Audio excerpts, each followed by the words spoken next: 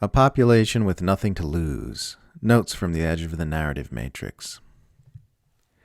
The coming days are going to be full of Western news media slyly reversing the aggressor-defender relationship and reporting as though all the violence began with the Hamas offensive, spontaneously, out of nowhere.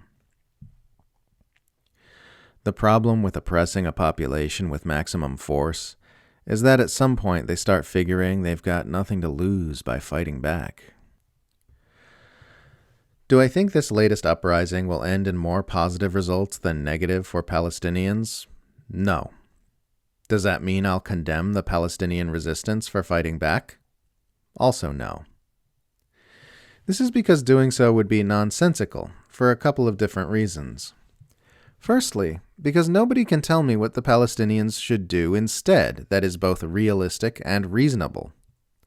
It would be easy for me to sit here in my armchair and say the Palestinians should either maintain the status quo or lie down, relinquish their homes and homeland, and accept whatever table scraps they're going to get.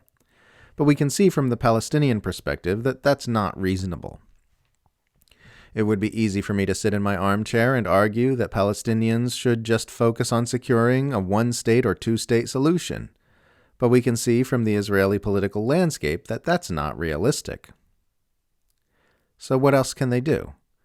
What reasonable and realistic options do they have? No one can provide me a satisfactory answer.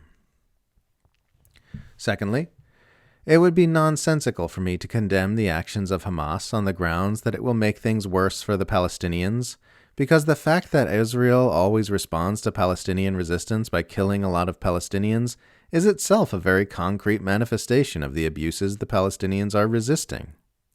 It would not be legitimate for me to sit in my armchair and tell someone to stop resisting their abuser just because it will cause them to receive more abuse. That's not a valid reason to condemn resistance.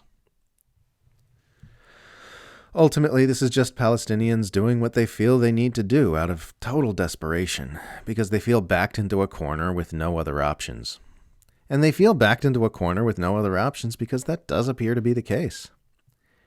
There are a lot of people I could blame for their being in those circumstances, but the very last on that list would be the victims of the abuse themselves.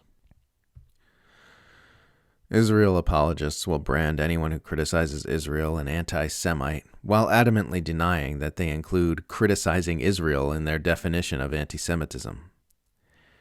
If you ask them to name a forceful and sustained critic of Israel's abuses who is not an anti-Semite, they generally won't be able to, because they absolutely do regard all critics of Israel as anti-Semites.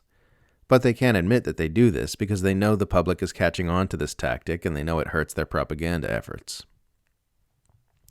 In this way, they're exactly the same as people who brand all critics of U.S. foreign policy toward Russia as Kremlin propagandists, and all critics of U.S. foreign policy toward China as secret agents of the CCP. Ask anyone who accuses you of being a Kremlin troll for criticizing Western proxy warfare in Ukraine to name one forceful and sustained critic of that war who they don't consider a Kremlin operative. They won't be able to. This is because their definition of Kremlin operative actually includes anyone who criticizes U.S. foreign policy toward Russia.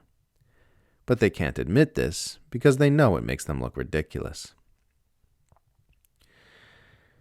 Here's a news story. Biden DHS waives 26 environmental laws to fast-track border wall.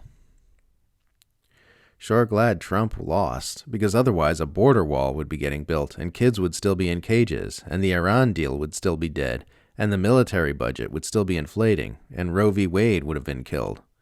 That psycho would probably have us on the brink of World War III by now.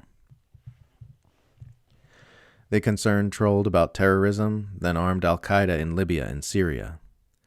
The Concern trolled about neo-Nazis, then armed them in Ukraine. They threw Uyghur separatists into Guantanamo, then Concern trolled about Uyghurs.